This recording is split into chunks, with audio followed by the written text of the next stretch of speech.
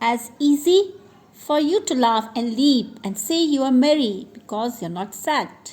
So over here you'll find that Salarino speaks a very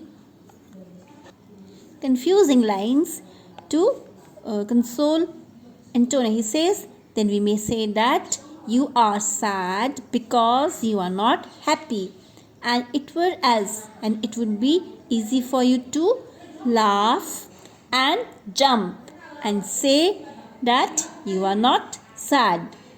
That's In other words, Salarino says that then we may say that you are gloomy, you are sad because you are not cheerful, and that it would be easy for you now to laugh and jump and declare that you are not cheerful because you are not gloomy. Then he says, now, by two-headed Janus, nature hath framed strange fellows in her time, some that will evermore peep through their eyes and laugh like parrots at a bagpiper, and other of such a vinegar aspect that they'll not show their teeth in a way of smile, though Nestor swear the jest be laughable. Children, you'll find two references over here. Now over here he says, I swear by the name of double-faced Janus, two-headed Janus. Now you should know what Janus is. Now for references, you should keep your workbook open. Here you'll find on page number 33. In my book, it's the page number 33. Now who is Janus? Janus is a Roman god usually depicted with two heads looking in opposite directions, one frowning, the other smiling.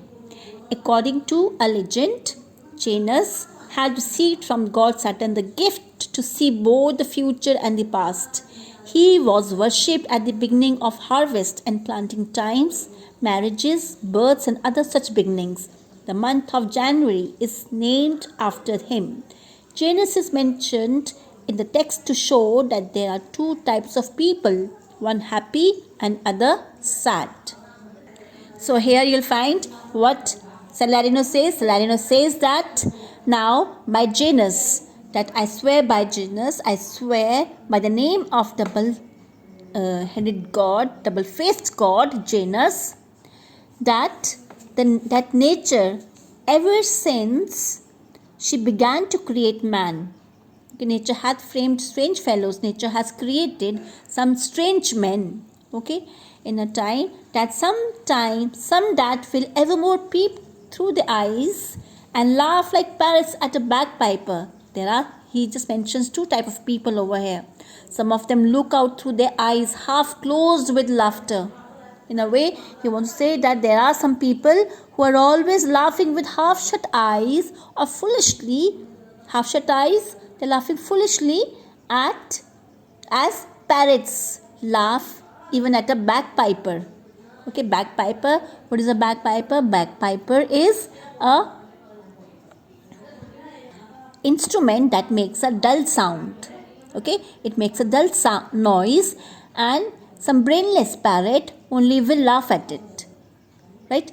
And other of such vinegar aspect. There are some people who are sad and bitter looking. They have sad and bitter looks. What do? That they'll not show their teeth in way of smile, though Nestor is another reference made over here. Who is this Nestor? Nestor is an old and wise Greek general who fought in the Trojan War. So it is said that a joke had to be extremely funny if Nestor laughed at it. So in Greek mythology, Nestor was a king of Pylos. You can say Pylos. He was one of the greatest generals in the Trojan War. He was famous for his wisdom. He was as grave, means as serious, that if he laughed at a joke, it meant that the joke was actually funny. So he was a very grave and serious personality who never laughed at little things. But a joke had really to be very funny to make him laugh. So over here, that this Salarino, he makes a reference of this man just to prove that there are some people who look sour, who do not open their lips in a smile, even though a grave old man like Nestor would declare as a joke to be worthy of laughter. Then also there are some people who would be so sad looking people, gloomy faces. Salanio says, here comes Bassanio, your most noble kinsman. Here comes your noble relative, a friend, Guscianio and Lorenzo. So he says, here comes a noble relative Bassanio with Gresciano and Lorenzo. Farewell. Farewell means goodbye.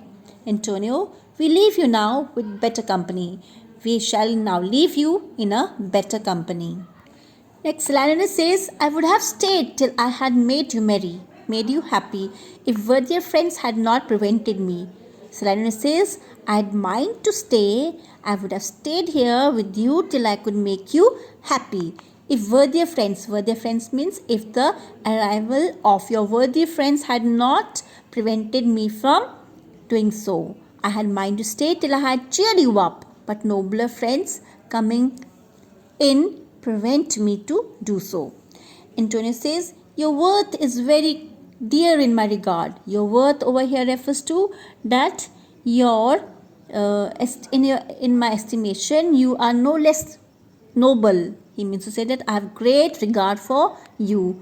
I take it your business calls on you and you embrace the occasion to depart. He says that I think that it is your business which takes you away from us. That is why you make use of this opportunity. In a way, he wants to say that I believe you have your own business to attend to, and that is why you take this opportunity to leave.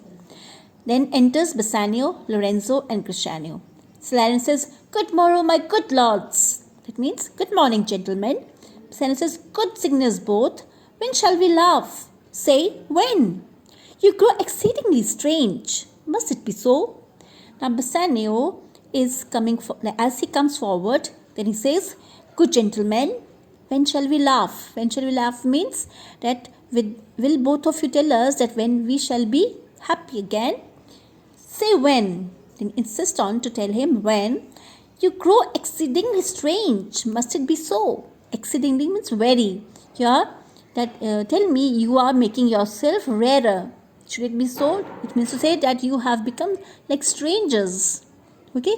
Is it necessary to be so? Salanio says, we'll make our leisures to attend on yours. Salanio says, we shall find some free time. Leisures refer to free time to speak to you. Accents, Salarino and Salanio.